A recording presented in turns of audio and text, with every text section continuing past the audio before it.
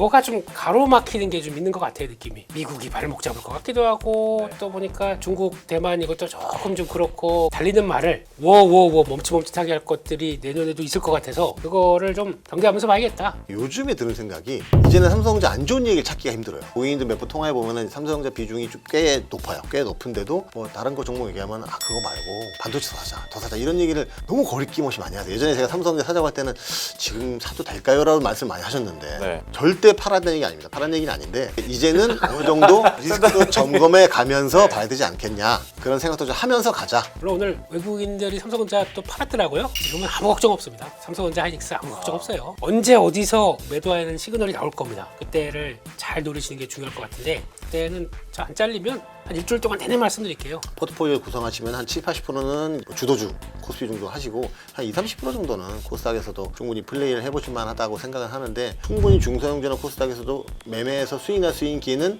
있다. 무조건 있다. 다만 이제 그 부분이 오늘 장 어떻게 보셨습니까, 대표님? 시장 관련돼서 딱 한마디만 드리게 되면 네. 뭐 지수 전고점대까지 와서 좋았다. 하지만 왠지 이게 저희는 뭔가 막 달리고 싶은데 내년이 붉은 말, 적토마 예, 이렇게 얘기를 하는데 뭐가 좀 가로막히는 게 좀 있는 것 같아요. 느낌이. 왜요? 뭐 때문에요? 예, 아마 미국이 발목 잡을 것 같기도 하고 또 보니까 저 중국, 대만 이것도 조금 좀 그렇고 그래서 약간 그런 것 때문에 달리는 말을 자꾸 이제 뭐 워워워 멈칫멈칫하게 할 것들이 내년에도 있을 것 같아서 그거를 좀 경계하면서 봐야겠다 이렇게 생각하고 있습니다. 여전히 뭔가 찝찝함이 있으시군요. 그건 한마디만 하려면서요. 네, 알겠습니다. 한마디만 해야죠. 센터장님께서는 앞에서 대표님께서도 어쩐 본격적으로 내용을 말씀하시기 전에 느낌적인 느낌 얘기해 주셨으니까 센터장님께서는 오늘 장 보면서 어떤 느낌 가지셨어요? 일단 뭐 전문가적인 식견으로는 저도 김민수 대표님 의견에 상당히 동의하는데 그래도 오늘은 이제 폐장 하루 전이고 지수도 거의 신고가 부근까지 왔고 삼성전자도 신고가고 우리 개인 투자자분들 가장 많이 들고 있는 삼성전자 신고가고 뭐 하이닉스도 오늘 뭐 투경 풀리고 많이 올랐고 하기 때문에 전체적으로는 그래도 2025년을 아름답게 마무리하는 뭐 즐거운 시장이었다. 저는 뭐 그 정도로 일단은 그러니까 드러난 표면을 보고 그 정도로 분석하고 좀 즐겨도 되는 하루가 아니었나 그 정도로 생각하고 있습니다. 저도 센터장님 쪽입니다. 오늘 같은 날 물론 찝찝한 부분들이 많이 있죠. 그리고 사실 상승한 종목에 비해서 하락한 종목들이 훨씬 또 많다 보니까 여기에 대해서도 좀 찝찝함이나 아쉬움을 가질 수는 있는데 그래도 지수 자체가 많이 올랐다는 거에 대해서 한번 희망을 가져보면서 이제 내용적인 측면도 한번 다뤄보도록 하겠습니다. 대표님 오늘 뭐 주요 특징들이나 상승과 하락했던 업종들 한번 소개를 해주시겠어요? 네, 일단 오늘만 보면 좋죠. 좋은데 조금 이제 길게 보는 사람은 이렇게 이제 관상도 보고 이렇게 봤었을 때 아무래도 이게 내년에 좋긴 좋지만 그렇게 쉽게 올라가지는 않겠구나라는 생각도 들어서 그런 쪽에서 미리 한 말씀 드렸습니다. 그것도 저는 꼭 필요한 조언이라고 생각을 하고 문득 듣다 보니까 작년 이맘때가 생각이 나네요. 작년 이맘때도 좋았을 때 한번 얘기를 했다가 이게 뭐 원래 그냥 끝나고 내년부터 다시 리셋되는 건 아닌데 또 그렇게 막 방방 뜰 필요는 없다. 막 그런 얘기도 하셨어요. 작년에 우리 센터장님 방송을 보셨어야죠. 올해 한국 증시 날아간다. 그냥 이때 주식 100% 아니면 언제 사느냐 이렇게 강하게 얘기하셨던 분 이런 멘트. 올해도 그렇게 나왔잖아요. 올해도 그렇게 가야 되는데 아무튼 뭐 올해 고생 많이 하셨고요. 수익 많이 나셨으면 축하드리고 근데 제가 다 해피하지는 않다 보니까 이제 그런 것도 있겠다라고 봐야 될 것 같고 그래서 일단 미국 증시는 뭐 오늘 뭐 시간 외로도 조금 흔들리는데 뭐 아직 거래가 그렇게 크게 없다 보니까 그건 또 가서 봐야 될 것 같고 오늘 또 아시아 증시는 대만만 강했습니다. 대만만 우리랑 비슷하게 좀 근데 대만이 악재가 많았어요 오늘. 일단 지진이 큰 게 났습니다. 저 태평양 쪽에서 7.0이다 보면은 반도체 영향받을 수도 있었는데 꿋꿋하게 그냥 또 움직이고 게다가 또 오늘 나왔던 아까 중국이 아예 대만을 포위해서 무슨 뭐 정의의 뭐라고 그러더래요? 정의의 뭐 무슨 뭐 이런 작전 뭐 이런 거 하기 시작해서 나오는데도 꿋꿋하게 강세로 가는 거 보게 되면 참 신기합니다. 뭐 지정학적 리스크도 무시하고 일단 우리는 TSMC 국가야 이런 것들 보여주는 거 그런 쪽에서 상대적으로 일본, 중국이 좀 약했고요. 근데 요즘 좀 잘 보시는 분들 보면 모르겠지만 홍콩이 약합니다. 홍콩이 의외로 그러니까 내용들 보니까 물가 부담하고 뭐 좀 되게 복잡한 얘기가 많더라고요. 그래서 약간 좀 자본 유출 얘기도 좀 있고 그러다 보니까 이제 약한 모습들 보여지고 있고 국내 증시는 배당락입니다. 근데 요즘 배당락이라는 얘기 거의 안 하죠.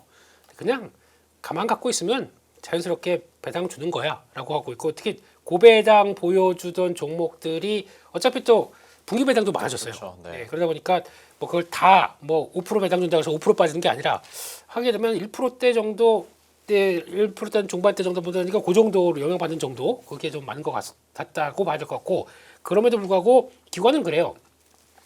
일단 배당 그 권리 받았으니까 일단 던지네요. 아침부터 던지는 거를 받아준 쪽이 외국인하고 개인이었다라고 하게 되면 일단 뭐 매수는 살아있는 거죠. 근데 그런 거 무시하고 외국인들은 그냥 지금 돌아가는 반도체 사태에 대해서 이게 나중에 가게 되면 사태란 표현이 맞을 겁니다. 지금 또 돌아가는 이게 소비자 물가도 끌어올릴 수가 있어요. 잘못하게 되면 지금 아까도 그런 얘기 말씀 잠깐 드렸지만 이거 노트북 사신 지 얼마 되셨어요? 이제 바꿀 때 안 되셨어요? 네. 바꿀 때야 됐죠. 바꿀 돈이 없어서 그렇지. 뭐 바꿀 때야 진즉 됐죠. 네. 긁으면 되죠 뭐 그거 가지고 뭐 할부 개월 36개월 예 교체 수요 시기가 왔다. 왔는데 네. 와 가격 보고 깜짝 놀랐습니다. 이제 이거 LG에서 나온 이 가벼운 모델 네네. 이거 같은 경우 이제 그걸 잘 보셔야 돼요. DDR5가 들어갔는데 예. 이제 보통 5는 이제 기본이 16기가입니다. DDR4는 8기가고요. 네. 16기가 들어갔는데 원래는 목표가 32기가였어요. 네. 대부분의 이제 제조사들이 못해 너무 비싸져서. 비싸져서 그리고 이거 그러니까 16기가 정도면은 두 개 따지면 거의 한 메모리 가격만 네. 한 45만 원, 60만 원 될 거예요. 아마 이렇게 되기 시작하게 되면 가격이 200만 원 있던 게 얼마까지 올라갑니까? 거의 300만 원 돼요. 아마 검색해 보시고 깜짝 놀라셨을 겁니다. 이렇게 나오기 시작하게 되면 좀 아유 원래 200만 원을 알고 있었는데 300만이 안 사 그냥 써. 네 이렇게 되기 시작하게 되면 그것도 변화가 들어올 수가 있겠죠. 그래서 아마 이것도 이제 내년에 근데 어차피 B2B는 상관없습니다. 비싸도 그냥 지르는 거니까요. 네. 이렇게 나오는 게 현상이다라고 봐야 할 것 같고 그래서 일단 그런 쪽에서 뭐 외국인들 뭐 선전물 매수는 좀 강화됐다라고 봐야 될 것 같은데 원자재가 또 뛰네요. 와 요즘 원자재 뛰는 거 보니까 은막 폭등하고 있고 굴이 거기 따라가고 있습니다. 이런 것들 이제 유동성 풀린다라고 하다 보니까 이제 뭔가 튀거든요. 근데 예전에는 비트코인이나 이런 가상화폐가 튀었는데 그게 아니라 원자재가 튀고 있습니다. 그래서 이것도 하나의 트렌드다라고 봐야 될 것 같고 강세업종 보게 되면 오랜만에 전선 전력 설비 이거는 굴이 올라서 그렇습니다. 거기서 자극받는 것도 있고요. 그런 쪽에서 있고 인터넷 내일인가 그 국가 소버린 AI에서 5개 업체 쪽에서 하나 탈락시킨다고 그러죠. 네, 그러면 또 몰아주기 이렇게 올라가다 보니까 거기서 나는 될 것 같아라고 하는 쪽들이 변화가 좀 나와서 내일은 이런 것도 보셔야 될 것 같고 건설기계 쪽들은 재건 관련된 쪽과 연결되면서 붙여서 움직이는 것 같은데 그래도 뭐 이게 비싸지 않다 뭐 이런 내용들 나오다 보니까 그런 것 같고요. 반도체 쪽들 당연히 그랬고 방산 우주항공 이거 특이하죠. 재건과 방산이 같이 간다고요? 네. 방산이 한화 에어로스페이스가 수주 공시가 났죠. 5조대. 네, 그게 나오다 보니까 그리고 잘 보게 되면 방산과 우주항공 이제부터는 우주항공은 방산하고 같이 겹치는 거 보셔야 될 것 같습니다. 그래야 실적되고 우주항공 모멘텀 붙었네. 그러면서 움직일 수 있을 것 같아서 이거 같이 보셔야 될 것 같고 예. 원자력도 살아 움직이는 분위기고 자율주행 여전히 강하고 비만 치료제 쪽들도 강한. 그러니까 대부분 좀 위축됐던 섹터를 잘 움직였다고 봐야겠죠. 26일 날 대주주양도세 기준일이 끝나는데 그게 중요한 게 아니라 기관이 그걸 나올 거 알고 미리 팔다 보니까 약간 공백 상태에 있던 게 이제 좀 돌아가기 시작하는 모습들이죠. 그런 쪽에서 2차전지 지금 LG에너지 솔루션이 계약 계속 취소되는데 지금 시간 흐르는 LNF가 네. 계약 취소로 주가 쭉 밀리는데 네. 이번 건 자세히 보게 되면 LNF 거는 일단 2023년도 계획하고 2024년, 2025년 그 물량입니다. 네. 그러다 보니까 거기서 나온 거 3조 8천억 중에서 2조 얼마가 취소됐다고 하는데 잘 보게 되면은 그러면 공급을 안 됐다는 얘기예요. 지금까지 공급 안 하고 계약만 들어왔다가 지금 이제 취소가 된다는 얘기예요. 이게 그럼 무슨 의미가 있나요? 그러니까 아직 제대로 나가지는 것도 아니었는데 그러다 보니까 그냥 연말려서 정리되는 느낌이라고 봐야 될 것 같아요. 이거 넥스트레이드에서 그렇게 빠질 일인가 싶어가지고 예, 그런 쪽인 것 같고 그러다가 하이니켈 쪽들은 뭐 이상 없다라고 계속 공급한다라고 하다 보니까 오히려 단가 측면 쪽은 좋아질 것 같은데라는 생각이 들어서 그래요? 예, 좀 전 개인적으로 좀 의아했습니다. 오늘 왜 이렇게 빠지나 싶어가지고 그래서 네, 거기까지 예, 봐야 될 것 같고요. 석유화학 쪽들도 고해당 종목들이 많다 보니까 조금 더 밀리는 측면들이 있고요. 건설주도 약했다. 그러니까 좀 약간 시장은 보고 싶은 것만 본다. 아직 이쪽까지 뭐 다 온기가 펼쳐지지 않는다. 그렇게 봐야 될 것 같습니다. 알겠습니다. 오늘 시장에 대해서 아주 면밀하게 또 분석을 해주셨고 그러면 센터장님께는 오늘 뭐 어떤 종목이 오르고 떨어지고를 떠나서 환율 시장에 대해서도 좀 여쭤보도록 할 텐데 1480원대에서 이제 1500원 얘기를 막 하던 도중에 지금은 1430원대까지 다시 떨어졌거든요. 그 환율에 그러니까 물론 안정이 됐다고 하면 안정이 된 건데 그간의 변동성이나 또 내년에 대한 환율 전망을 우리가 어떻게 기본값으로 가져가야 되느냐에 대한 고민을 또 충분히 있으실 것 같습니다. 센터장님께서는 외환 시장 상황들은 좀 어떻게 보고 계십니까? 일단은 뭐 이 금융시장에서 환율 예측하기가 가장 어려운 그렇죠. 거기 때문에 예, 그걸 감안하시고 그냥 시장의 여러 의견 중 하나다라고 생각하시면 좋을 것 같고요. 일단 환율이 1480원 갔을 때 1500원, 1600원 얘기 나올 때가 제가 볼 때는 약간 너무 좀 오버슈팅의 고점 느낌이 왔다라고 생각은 듭니다. 예전에 기억하시는 분 있을지 모르겠지만 그 국제유가가 올라갈 때 네. 이제 150불 100불 넘고 막 이럴 때 이제 150불, 200불 얘기 골드만삭스에서 나왔을 때 그때 다 고점이었거든요. 맞아요. 마찬가지로 환율도 이제 올해 IMF에서 우리나라 적정 환율 얘기한 거 보면 1,350원 정도를 얘기가 하고 있어요. 물론 IMF가 다 맞춘 건 아니지만은 교과서적으로 봐서 1,350원이 적정가다라고 얘기를 했는데 이번에 뭐 1,430원 정도 얘기했더라고요. 근데 실제 우리나라가 7월쯤에 1,350원까지 빠진 적은 있었죠. 예, 그러다가 해외 12개 IB들 평균이 1,440원 내년도 전망이 노무라가 1,460원으로 제일 높고 HSBC가 1,400원으로 제일 낮다고 하는데 일단 우리가 1,400원대를 뉴노멀로 이제 받아들이자는 얘기가 많이 나왔고 이제 투자자 여러분들도 이제 1,400원대가 뉴노멀 아니야라는 걸 굉장히 많이 이제 팩트로 받아들이고 있는 상황이기 때문에 그런 상황이 됐기 때문에 제가 볼 때 환율은 좀 오히려 안정화될 수 있는 시기에 오지 않았나라는 생각이 좀 듭니다. 그래서 일단은 저는 1,400원대 전후로 환율이 좀 안정화되는 모습을 보여준다면 우리나라 증시도 좀 더 괜찮은 흐름을 보일 수 있을 것 같고 또 이제 그 정부에서 이번에 사실 그 서학개미들이 들어올 때 네. 양도세 세금 면제해주는 뭐 이런 부분 이런 뉴스가 나오면서 갑자기 급격하게 떨어졌거든요. 그러니까 어차피 1,500원 언저리까지 가 있을 때 모두가 이제 환율 때문에 두렵다고 할 때 보면 그 정도 가면은 이제 그 확률이 떨어지는 호재, 우리나라로 보면 호재겠죠. 떨어지는 워낙 강세되는 호재 예민한 부분까지 와 있었던 거기 때문에 그 정도 뉴스에 사실 굉장히 많이 원달러 확률이 좀 떨어졌다, 원화 강세가 좀 됐다라고 좀 보여지는데 뭐 일단은 계속해서 이제 서학개미들이 이제 그 환전해서 미국 투자하는 부분, 그다음에 기업들이 계속 이제 달러로 기업 수익을 이제 환전하지 않고 미국에 재투자도 해야 되고 또 우리나라 정부에서 또 매년 200억 불씩 미국에 투자해야 되고 이런 부분들은 계속해서 있기 때문에 뭐 여기서 드라마틱하게 떨어지기는 힘들겠지만 이미 우리가 환율 관련돼서 나와 있는 악재들은 다 노출이 돼 있는 부분이기 때문에 뭐 그런 부분에 있어서는 저는 1,400원 전후로 해서 좀 안정화하는 흐름을 보이고 또 저는 가면 한 1,300 올 7월에 보였던 1,300원대 중반 정도까지도 기대해 볼 수 있지 않나 정도 생각은 좀 하고 있는데 좀 지켜봐야겠죠. 예.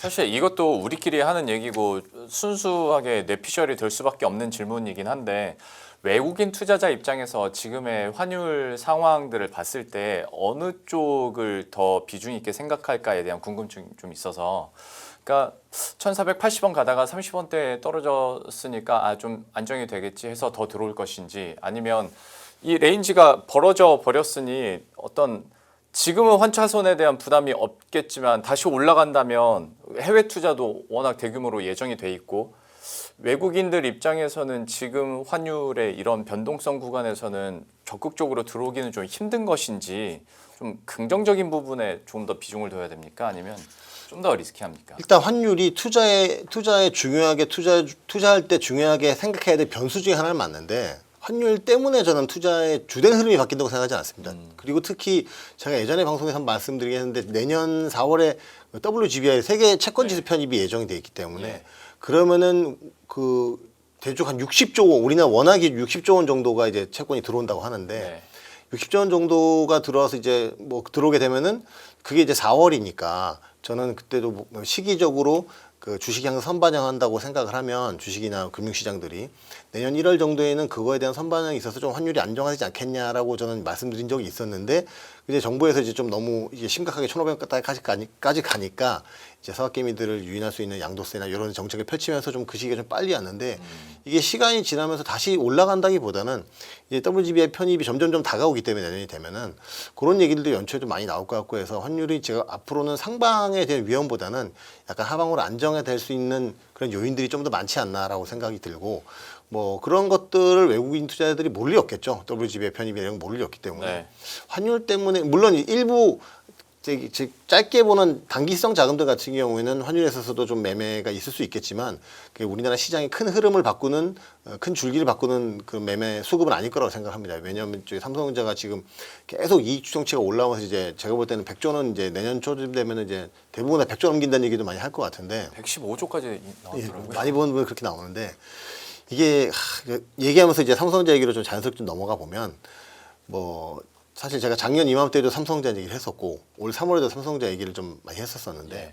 물론 그때 제가 메모리 가격이 이렇게 튈 거라고 예상하고 말씀드린 건 전혀 아니었죠. 아니었는데 너무 밸류에이션이 너무 밸류에이션 매력이 많아졌다. 그래서 최소한 7, 8만 원대 가서 한번 팔 고민할 시간을 주지 않겠냐. 4, 5만 원대는 그래서 한번 사야 된다. 그래서 제가 올 3월에 방송 나왔을 때 그때 반도체 애널리스트 분이 저 방송 전에 하셨는데 제가 참 외람되지만 이렇게 전문가분들이 아직 아니라고 할 때 사야 된다는 얘기까지 했었는데 물론 그리고 6, 7월에 오르고 나서 저는 이제 한 7만 원대 왔기 때문에 7, 8만 고민해보자 했는데 그때부터 매물이 가격 얘기 나오면서 팔면 안 되겠다 싶은 생각에서 쭉 끌고 왔는데 제가 작년 연말 올 3월부터 얘기하고도 시세가 나온 게 7월에 나오고 9월부터 쭉 올랐거든요. 네.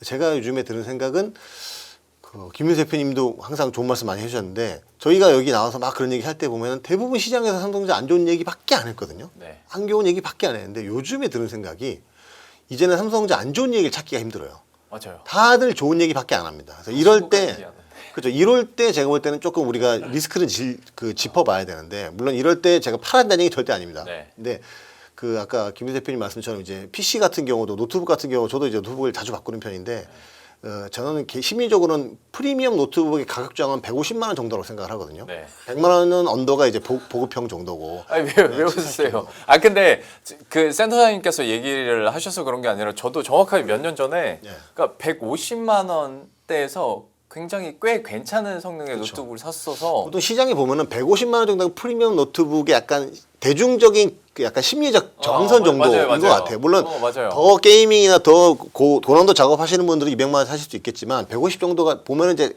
가장 좋은 성능들 한 150 정도, 100 언더 7, 80이나 100 네. 정도가 평균인데 아까 김 교수님이 말씀하신 건 요즘 저도 가보면은 메모리 가격이 거의 20% 이상 되거든요. 메모리 가격만 20, 30%. 네, 네.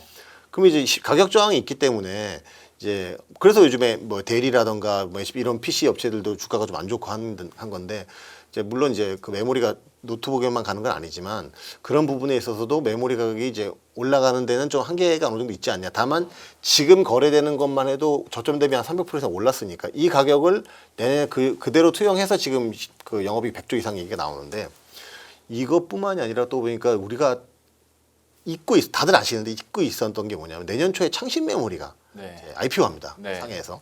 그럼 얘네가 이제 시총 60조 정도 규모라고 하는데 한 30조 정도를 자금 조달하거든요, 시장에서. 그럼 이제 창신 메모리가 강력한 이제 레거시 반의 경쟁자가 나타나요. 물론 미국이 이제 얼마나 중국 거를 써주겠냐에 대한 문제는 있을 수 있지만 이게 지금 그 트럼프 대통령이 중국에 대해서 약간 유화 제스처를 취하고 뭐 이런 것들을 보면은 뭐 창신 메모리가 삼성전자 레거시 반도체의 경쟁자가 영원히 아니라고 단언하기엔 좀 우리가 좀 그 경계를 해야 될 필요도 있다라고 생각합니다. 그래서 내년에 창신 메모리가 상해 IPO 할 때쯤 되면 분명히 노무라든 외국계도 어디서 뭐 삼성전자의 경쟁이 나타났네 만약 그런 레포트가 분명히 나올 겁니다. 분명히. 지금은 다들 뭐 삼성전자 막 속된 말로 물고 팔고 이러고 있는데 그때 되면 그런 얘기 나올 텐데 그런 얘기 나올 때 좀 주춤할 수는 있지만 그때도 좀 팔 때라고 생각은 안 하는데 최소한 그래서 1분기나 상반기까지는 계속 우리가 삼성전자 중심으로 해서 반도체를 즐길 수 있는 특히 이제 레거시 반도체 중심으로는 실적에 대한 그 주가의 프리미엄을 좀 누릴 수 있는 타이밍이라고 보지만 그때쯤 됐을 때 내년 상반기 1분기 상반기 정도에는 한 번 정도 모든 반도체 이슈를 좀 점검을 해보고 우리가 한번 대비를 해야 되지 않나 생각이 드는데 물론 여기서 이제 뭐 또 김윤 대표님이 또 주제 좋은 주제 준비해 오셔가지고 저기 우리 엔비디아가 그룹 인수한 부분도 이따 나 다루겠지만 예. 거기서도 보면 이제 의견이 많더라고요. 이게 그룹을 엔비디아가 인수한 게 삼성한테 악재다, 호재다 여러 가지 의견들이 있는데 뭐 일단은 저는 호재 쪽으로 보고 갔을 때 이제 삼성전자가 파운드리라던가 HBM에서 또 다른 기회를 잡는다면 레거시 반도체 쪽에 창시 메모리가 오더라도 삼성전자가 또 다른 수익원을 좀 만들어낸다면 주가가 계속 갈 수도 있겠죠, 하반기에도. 근데 그거는 이제 또 파운드리라든가 HBM에서 삼성전자 얼마나 선전할지는 가봐야 하는 문제이기 때문에 네. 우리가 그런 부분에도 있어 지금 무작정 즐기고 저도 요즘 고객님들 몇 분 통화해 보면은 삼성전자 비중이 좀 꽤 높아요. 꽤 높은데도 뭐 다른 거 종목 얘기하면 아 그거 말고 갈 것 같으니까 반도체 더 사자 이런 얘기를 너무 거리낌없이 많이 하세요. 예전에 제가 삼성전자 사자고 할 때는 지금 사도 될까요라는 말씀 많이 하셨는데 네. 그러니까 너무 대다수의 대중분들이 삼성전자만 사면 무조건 먹을 것 같다는 뉘앙스로 말씀 많이 하시니까 뭐 절대 팔아는 얘기 아닙니다. 팔아는 얘기는 아닌데 이제는 어느 정도 리스크도 점검해 가면서 봐야 되지 않겠냐 그런 생각도 좀 하면서 가자. 그 정도만 말씀. 우리가 소위 기승전결이라고 표현을 하잖아요. 예. 기승 전까지는 조심하자인데 결은 그래도 좋다인 상황인 건데. 그러니까 그 뭐 제가 한 말 아니지만 그 속된 말로 그 파티에서 즐기는데 입구에서 즐기자는 거죠. 아. 그런 식으로 하시고 그래서 이제 한 스텝 두 스텝 옮겨가면서 이제 뭐. 그거는 적극적으로 동의합니다. 예. 출구가 최소한 어디 있는지는 알고. 근데 파운드리랑 HBM에서 삼성전자가 새로운 출구를 만들어낸다면 또 이게 달라지죠. 네네. 아 근데 지금 너무 취해 있다는 거에 대한 경계심은 갖자. 어느 정도는 지금 이 가격대에서 신규로 진입한 분들이 막 있는데 네.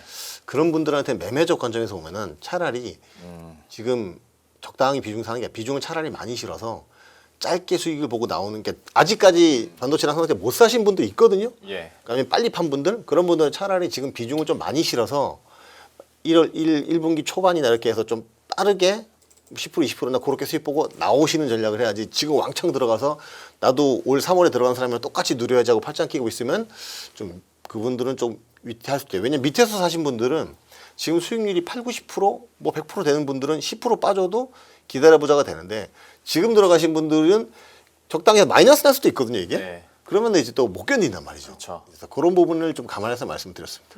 알겠습니다. 제가 연중에 중간중간에 이따금씩 썼던 표현 중에 하나가 5만 전자일 때는 아무도 안 사겠다고 관심 없다가 10만 전자 되니까 이제 사겠다고 줄을 서는 현상들이 좀 많이 있었는데 지금 그런 상황에서 섣부르게 이제 장밋빛 전망만 보고 샀다가는 순간적으로 마이너스가 갈면서 개인 투자자 입장에서는 멘붕이 올 수 있으니 여기에 대한 조심은 해야겠다라고 얘기를 해주셨어요. 근데 어떤 장기적인 전망 자체를 부정적으로 보는 건 아니고 다만 지금 구간대가 약간은 좀 조심은 신규 투자자 입장에서는 조심하자라고 얘기를 해주신 것 같고 센터장님께서 이미 예고를 해주셨으니까 대표님께서는 그룹 인수권 설명해 주셔야 될 것 같습니다. 준비하신 내용 한번 쫙 정리를 해주시죠. 네, 좀 정리하기 힘드시죠? 그게 앵커 역할이지 않습니까? 네. 잘하세요. 아, 전 좋았습니다. 이거 괜찮은데요? 네, 선생님. 기승전까지 쫙 가다 갑자기 드리프트 쫙 해서 반대로 들고 예, 정리 잘하세요. 예. 아, 네네. 제가 보기에는 지금은 아무 걱정 없습니다. 뭐가요? 삼성전자 하이닉스 아무 걱정 없어요. 네. 물론 오늘 외국인들이 삼성전자 또 팔았더라고요. 지금 아무 걱정 없고 언제 어디서 그 매도하는 시그널이 나올 겁니다. 그때를 잘 노리시는 게 중요할 것 같은데 그때는 안 잘리면 한 일주일 동안 내내 말씀드릴게요. 저는 정리합니다. 시그널이 나오면 네, 예, 그렇게 말씀드리겠습니다. 그리고 일단 중요한 거는 엔비디아가 그락, 그룹보다 그락이라고 그러더라고요. 네, 이거를 인수했는데 여기서 이제 저는 맨 처음에 이거 테슬라 그룹 인수한 줄 알고 깜짝 놀랐는데 보니까 아니더라고요. 네. 그거 이제 스페링이 좀 다르더라고요. Q로 끝나고 K로 끝나고 차이 있더라고요. 예. 그래서 깜짝 놀라죠. 그놈이 그놈 같은데. 예. 그래서 일단 이거는 뭐 다 아시는 것처럼 이제 학습과 이제 추론에 특화된 스타트업입니다. 근데 성과를 잘 내고 있어요. 그러다 보니까 엔비디아 입장 쪽에서는 그런 거 앞으로 많이 나올 겁니다. 경쟁자를 인수합니다. 네. 이거 그렇죠. 크게 되면 지금은 약간 새끼인데 커서 이거 늑대가 되겠네. 그 미리 접수해서 안쪽으로 들어오려고 할 겁니다. 그런 쪽에서 말은 쉽게는 뭐 전략적 제휴였는데 이게 비즈니스 M&A 시장에서 기본 중에 하나라고 얘기를 하더라고요. 그런 쪽으로 가고 있고 그러면 이제 엔비디아가 노리는 게 뭐냐라고 하게 되면 이거부터 보시게 되면 일단 지금 학습은 GPU로 가고 추론은 LPU라고 하는 그러니까 즉 로직 관련된 쪽에 LPU로 가는 쪽으로 가겠다라고 하는 제가 이거 두 가지를 다 노리겠다라는 쪽이고 또 이걸 인수를 하게 되면 어떤 현상이 나오냐면 추론까지도 엔비디아에서 지금 뭐 AMD가 치고 오고 뭐 TPU 치고 온다고 하더라도 아직까지 가장 강력한 시스템은 이 쿠다입니다. 그렇죠. 예, 이걸 가지고 이것까지 우리 추론 시장까지 다 옮아서 여기다가 다 개발 시스템을 그대로 만들어 놓게 되면 못 빠져나가. 예, 우리한테서 못 빠져나가 이런 쪽으로 볼 수 있을 것 같고요. 일단 또 메모리 쪽으로 보게 되면 HBM 쪽까지 해서 이제 대체가 아닌 보안으로 가는데 여기서 이제 중요한 게 이겁니다. 이게 이제 좀 저희가 많이 보셔야 될 것 같아요. 전통적으로 GPU 같은 경우는 HBM 기반으로 엔비디아가 끌어가는데 거기 메모리 쪽은 HBM이 들어갑니다. 네. 근데 이번에는 LPU 쪽은 뭐가 들어가냐면 SRAM이 들어갑니다. D램과 SRAM 차이가 나오기 시작한 거죠. D램은 아시는 것처럼 쫙 쌓여가지고 HBM이 같이 연결되는 건데 네. SRAM은 그 안에 떡 붙여서 아마 고정적으로 움직이는 쪽으로 보는데 이게 왜 필요하냐면은 속도를 볼게요. LPU가 10배 빠릅니다. 속도죠. 예, 그리고 소모는 10분의 1 수준입니다.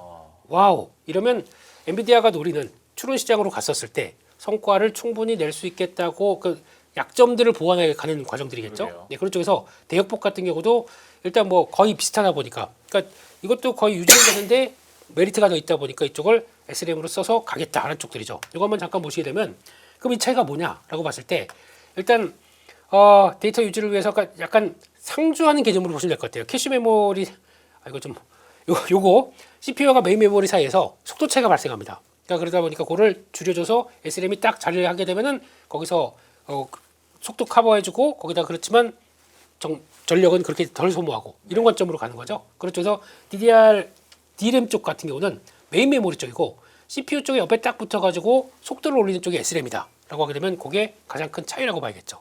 이거는 계속 움직이는 쪽이고 하나 딱 자리 잡고 항시 대기 이런 쪽이랑 차이가 있는 거죠. 네. 그런 쪽으로 보게 되면 아마 이것도 앞으로 이제 추론 시장 가게 되면 SRAM의 역할도 상당히 커질 것 같습니다. 제가 잘 몰라서 여쭤보는데 네. 그러면 저 SRAM이 네. SRAM 구조가 네. 뭐 방식이 네. TPU의 대안이 될 수 있는 거예요? 아니면 이건 또 다른 쪽이죠. 메모리 쪽이다 보니까. 아. 이거는 지금 시스템 반도체 쪽의 얘기를 뭐 LPU니 GPU니 뭐 TPU니 막 이렇다고 하더라도 네. 그거 말고 지금 얘기하는 거는 메모리 쪽입니다. 저장 장치 쪽에. 네. 예, 그쪽에 대해서 LPU는 SRAM을 기반으로 한다. 이것만 보시면 돼요. 아, 오케이, 예, 오케이. 그러면 속도를 보완한다. 이런 쪽으로 보시면 될 것 같고 예. 거기서 그러니까 약간 CPU나 그 GPU 같은 경우에 보조 쪽으로 보시면 될 것 같아요. 네. 그런 관점으로 본다라고 하면 될 것 같고 그러다 보니까 이렇게 들어오는데 중요한 거는 우리나라에 SRAM 관련주가 딱 하나 있어요. 실제 수혜를 받는 종목이 올라가게 있습니다.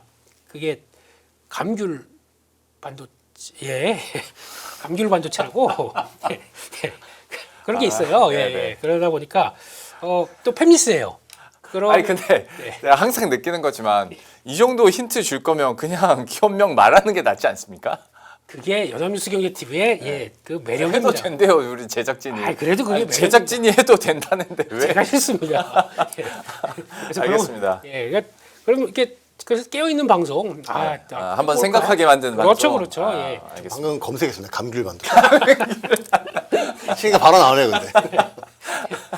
그런 재미도 있어야죠. 네, 예. 알겠습니다. 그런 거 관련돼서 보시면 좋겠다 싶고, 그러니까 지금 시장은 앞으로 학습보다 추론이 훨씬 더 커진다는 얘기 많이 나오고 있는데 그런 쪽에서 이런 것뿐만 아니라 계속 아마 내년 같은 경우는 추론 관련된 시장 얘기들만 계속 나올 거고, 그렇죠. 그래서 M&A나 아니면 또 그걸 확대하는 얘기들이 계속 나올 거고, 게다가 또 이 회사 같은 경우 그룹의 칩은 삼성전자가 고객사입니다. 파운드리 고객사예요. 그러니까 삼성전자의 역할론이 살짝 커질 수가 있겠죠. 가뜩이나 지금 TSMC 지진 나고 있는데 그러다 보니까 불안하다 보니까 관심은 점점 커질 수는 있다고 봅니다. 근데 대만의 특성은 잠깐 보시게 되면은 태평양 쪽하고 그러니까 가운데 산이 있어요. 네. 대만은 다 가보셨죠? 네. 이번에 갔다 오세요. 안 가셨으면 뭐 산이 있고 이쪽이 가오슝인가요? 맞아요. 네. 그리고 이쪽에 이쪽 보게 되면은 네. 다 중요한 거는 중국 쪽으로 붙어 있어요. 네. 예, 거기가 좀 평야 쪽이고, 근데 태평양 쪽은 좀 별게 없습니다. 근데 지진이 자꾸 이쪽에서 나요. 아, 근데 만약에 중국 쪽에서 한번 난다, 중국 타격받고 대만 TSMC도 타격 커요. 요러다 보니까 이제 이렇게 되면은 아마 그때쯤 되면은 TSMC 타격을 받게 되면 삼성전자가 또 부각을 받을 수 있겠죠. 아까 그럼 센터장님 말씀처럼 삼성전자의 파운드리가 또 이제 슬슬 부각받는 시점이 또 그런 지정학적인 것 때문에도 나올 수 있지 않나라는 것도 보셔야 될 것 같습니다. 네. 알겠습니다. 혹시 엔비디아 그룹 인수랄지 아니면 삼성전자 파운드리 관련해서 센터장님께서 더 첨언하실 내용이 있으실까요? 저도 김민수 대표님 의견에 매우 동의하고 숟가락 얹는 거 너무 죄송하긴 한데 저도 몇몇 기사를 찾아보니까 네. 엔비디아가 그룹을 인수하면서 엔비디아가 파운드리를 주로 맡긴 TSMC 쪽에 네. 맡겨서 삼성전자 악재다라는 기사를 봤어요. 네. 근데 저는 근데 그게 좀 이해가 안 되더라고요. 그 민수 대표님 말씀하신 그런 이유도 있고 또 이제 미국이 관세 얘기를 하면은 이제 뭐 생필품 관련된 중국 쪽 관세는 어떻게 물러줄지 몰라도 이 미국의 공장 파운드리 공장이 TSMC보다 삼성전자 규모가 훨씬 크거든요. 네. 그렇게 봤을 때는 위탁 생산은 삼성전자에 맡길 확률이 높지. 그리고 뭐 젠스랑 와가지고 뭐 까부치킨 먹고 갔는데 네. 그래서 우리 제드래곤 뒤통수를 칠 일은 없지 않습니까? 그러니까 뭐 이런 것 좀 무정한 얘기지만 그래도 제가 이런 걸 봤을 때 오히려 삼성한테는 그리고 또 이제 그룹 인수하면서 3개월 만에 엄청난 시세 차익도 좀 물론 정확하게 얼마 투자인지 안 나왔지만 시세 차익도 예상이 되기 때문에 그런 걸로 봤을 때는 제가 볼 때 HBM 쪽도 오히려 이제 또 하나의 수요처가 생긴 거고 HBM이나 메모리 쪽이나 파운드리까지 삼성전자는 그래서 호재라고 생각하는데 역시 제일 중요한 건 주가거든요. 주식시장이 제일 똑똑하기 때문에 삼성전자 주가가 계속 올랐기 때문에 뭐 오늘은 외국인 좀 팔았어 어제 외국인도 많이 샀었고 그런 걸 지난 금요일 많이 그런 걸로 봤을 때는 이거는 이제 김민수 대표님 말씀처럼 이건 삼성전자한테 호재로 보는 게 조금 더 맞지 않나 악재보다는 악재라면 삼성전자 주가가 빠졌어야죠. 네네. 저도 그렇게 생각을 하고 있습니다. 다만 좀 멀리 있는 호재이긴 하네요. 네. 뭐 주식시장은 선반영을 하니까요. 네. 알겠습니다. 엔비디아 그룹 인수건과 관련해서 또 설명해 주셨는데 참 대표님께서는 하루에도 방송을 그렇게 많이 하시는데도 언제 이렇게 또 다 스터디를 해가지고 알려주시는지 항상 놀랍습니다. 극한 직업이에요. 네. 그냥 부러우면 좋지. 대단하신 것 같습니다. 아닙니다. 그냥 시청자분들이 계시니까 제가 있는 거죠. 김민수 대표님 시청자 중에 저도 한 명입니다. 진짜요? 영광입니다. 채널 구독도 하고 그러세요? 그럼요. 그래요. 안 하셨. 저 했죠. 저 옛날에 처음 개설하셨을 때 했죠. 접속 기록이 3개월 전 막 이렇게 나올. 제가 슈퍼챗 쏴도 별로 언지를 안 해주시더라고요. 옛날에. 슈퍼챗은 그 이후로 안 합니다. 적게 하시면 반응이 많이. 제가 한마디 드렸을 거예요. 애게 이런 거. 맞아. 그때 아닙니다. 아메리카노가 너무 주신 게 너무 감사합니다. 예. 알겠습니다. 엔비디아 건과 관련해서 또 삼성전자 이야기를 계속 이렇게 해보고 있고요. 그 다음에 이 자료도 준비하셨다고 모건 스탠리 선정 2026년 탑픽스 자료 준비하셨다는데 이건 또 뭡니까? 네, 모건 스탠리가 내년 보면 이제 글로벌 IB도 놀고 있을 수 없잖아요. 예. 내년에 유망 종목 이런 거 해야겠죠. 그런 쪽에서 모건 스탠리가 나왔고 아까 오다 보니까 뱅크 오브 아메리카도 나왔더라고요. 네, 근데 약간 결이 다릅니다. 그런 쪽에서 모건 스탠리는 내년에 탑픽을 뭘로 선정했나라고 해서 종목이 몇 개 나오는데 그 중에 하나가 엔비디아로 그들은 낙점을 했다라고 보여집니다. 근데 이거 쭉 보시게 되면은 내년에 탑픽 쪽의 종목들 보게 되면 AI 어쩌고 저쩌고 스포티파이 AI 웨스턴 디지털도 결국은 AI 쪽에 변하죠. 다 그쪽이네요. 그래서 아마 AI 그러니까 요 두 개를 보게 되면 또 가장 중요한 게 AI를 가지고 소프트웨어가 뭔가 성과를 내는 쪽으로 가는 겁니다. 그게 지금 부각을 받는다고 봐야겠죠. 어제 나왔던 골드만삭스 리포트를 보게 되면 이제 2030년 가게 되면 지금 그러니까 AI를 통해서 수익을 내는 게 미국 기업 중에서 0.5%인가 그렇대요. 이게 한 이제 앞으로 몇 년, 2030년 가게 되면 한 5배 정도까지는 커질 것이다라고 하다 보니까 거기서 그러면 분명히 이런 쪽에서 주도를 하는 게 나올 겁니다. AI를 활용해서 내가 이런 데서 수익 내고 있지롱 하고 하는 회사들이 롱으로 갑니다. 예? 네. 그래서 그런 쪽으로 변화를 보시는 게 더 맞겠다라고 봐야 될 것 같아서 그런 의미가 좀 있다라고 봐야 될 것 같고요. 그러면 엔비디아는 당연히 아직까지도 인프라 쪽에서 엔비디아에 대적할 만한 쪽 아직 없다라는 쪽으로 해서 이제 거의 평가를 하는 것 같고요. 스포티파이 같은 경우도 마찬가지입니다. 그래서 이쪽은 그러니까 팔로알토 같은 경우는 약간 B2B 쪽이고 네. 스포티파이는 B2C 쪽에 조금 더 무게를 두는 쪽이고 그런 쪽에서 결국에는 어떤 누가 됐던 간에 AI를 활용한다라는 것 쪽으로 가게 되면 아마 내년 같은 경우 그럴 것 같아요. 지금 소비주들이 별 재미가 없잖아요. 네. 재미가 없는데 그리고 거기다가 미국 소비자 심리 지수 뭐 거의 50대 초반이다 보니까 이런 쪽에서 그럼에도 불구하고 나는 수익성이 뛰어나라고 보여주면서 아니면 내 데이터 이걸 가지고 갖다 쓰세요라고 해서 소비 쪽과 연결되는 회사들 같은 경우는 미국에 주도를 할 겁니다. 이제 그런 것들을 한번 보시면서 그럼 소프트웨어 관련된 쪽들은 내년이 원래 별로 오른 게 없어요. 그러니까 내년에 아마 차별화나 아니면 부각을 많이 받는 게 분명히 나올 것이다라고 보면서 우리도 마찬가지입니다. 우리 내년은 만약에 추가 수익을 노리겠다라고 하게 되면 제가 보기에는 이런 소프트웨어 쪽에서 좀 독보적으로, 그러니까 지금까지 알고 있는 게 저희가 팔란티어 정도지 않습니까? 네. 그러니까 팔란티어는 근데 저희가 좀 뭐 가장 큰 약점이라면 약점이 기술을 뭘 어떻게 얘기를 할 수가 없어요. 왜냐면 B2B 정부 쪽이다 보니까 그렇죠. 예, 그리고 민간 쪽으로 이제 막 나오기 시작하는데 그것도 계약이나 이런 것들 보게 되면 되게 비공개 아니면 예, 제대로 얘기를 할 수 없는 게 많습니다. 왜냐면 그 아직까지는 약점이 있는 거죠. 근데 만약에 B2C 쪽에 이렇게 나오는 거는 공개를 하고 수익성을 저희가 측정을 할 수 있어요. 그러면 오히려 거기서 몰리는 게 더 훨씬 커질 겁니다. 그런 거 한번 보시는 게 좋겠다라고 해서 그게 하나의 또 내년에 게임 체인저가 되지 않을까 그거 봐야 될 것 같고요. 웨스턴 디지털은 뭐 다 아는 것처럼 네. 근데 왜 웨스턴 디지털을 골랐는지 모르겠습니다. 네, 뭐 나머지도 샌디스크도 있고 예, 또 많은데 몇몇 종목들이 있는데 그래서 하여튼 이쪽들이 결론은 AI다. 거기서 안 벗어나는구나 이렇게 봐야 될 것 같습니다. 최근에 모건 스탠리에서 구글 그렇게 좋게 얘기하더니 탑픽은 구글이 없네요. 얘기는 엔비디아가 하고 있네요. 예, 다시 출력 보니까 엔비디아. 엔비디아가 낫네 싶은구나.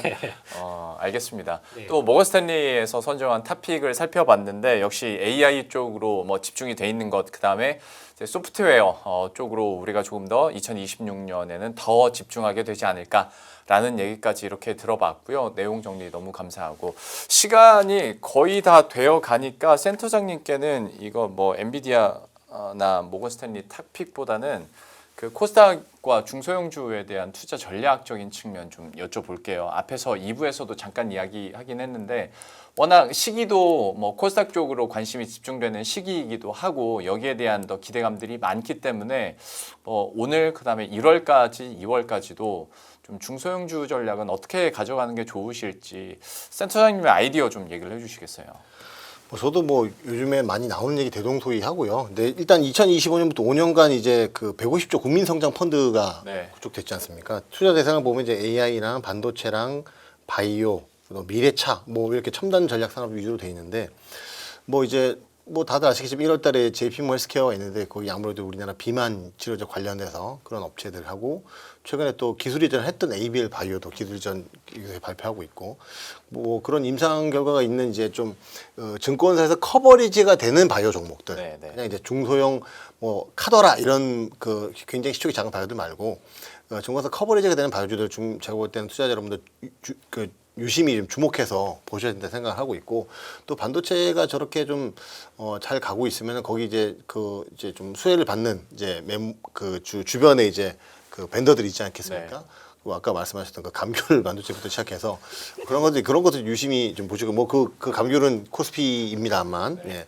그래서 관련된 업체들도 있으니까 이제 코스닥 쪽도 충분히 좀 그런 쪽을 많이 봐야 된다고 생각하고 또 보면은 이제 그 AI 로봇 관련해서 이제 테마가 형성되면서 네. 이제 코스닥에서 많이 좀 그런 종목들이 있었는데 저는 기본적으로 테마주를 하라고 권하진 않습니다. 권하진 않는데 테마주에서 시세가 나타나는 것도 시장의 한 현상이기 때문에 저 현상에서 내가 투자해서 수익을 벌어보겠다.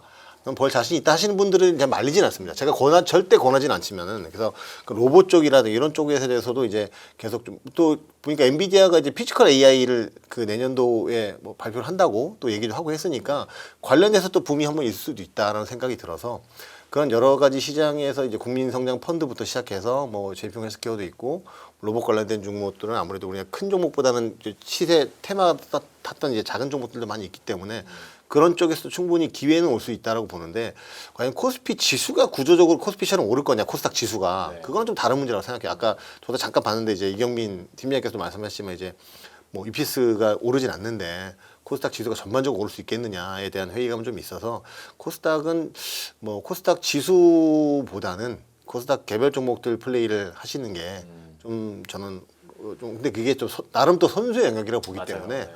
좀 개인 투자 여러분들은 이제 그런 쪽보다는 지금 아까 김민수 대표님 말씀하신 것처럼 삼성전자 한에서 걱정이 없는데 네. 지금 반도체나 이런 쪽이 있는데 굳이 뭐 거기 가서 하겠냐라는 생각이 들어서 근데 포트폴리오 구성하시면 한 70~80%는 이제 뭐 주도주 코스피 정도 하시고 한 20~30% 정도는 코스닥에서도 충분히 플레이를 해보실 만하다고 생각은 하는데 굉장히 그 부분에서는 잘못 그 기동량으로 들어갔다가는 물릴 수도 있고 하기 때문에 그런 것만 잘 주의하시면은 충분히 중소형주나 코스닥에서도 매매해서 수익 날 수 있는 기회는 있다, 무조건 있다 그렇게 생각합니다. 다만 이제 그 부분이 어렵기 때문에 선택은 이제 투자자 여러분들의 자유다.